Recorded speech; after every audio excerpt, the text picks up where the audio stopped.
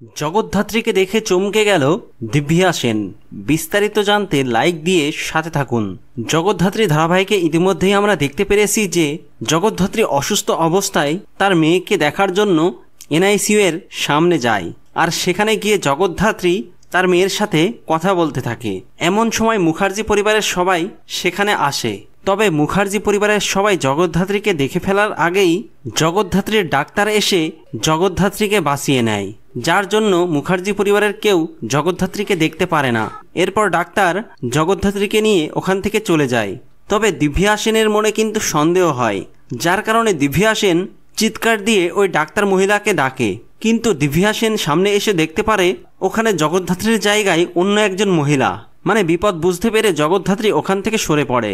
তবে দিব্যা সেন তো এত সহজে হাল ছেড়ে দেবে না, তাই এরপর ডাক্তার এসে যখন অসুস্থ জগদ্ধাত্রীকে আবারও হুইল চেয়ারে বসিয়ে নিয়ে যেতে লাগে, তখন দিব্যা সেন এসে পেছন থেকে সবটা দেখতে পারে।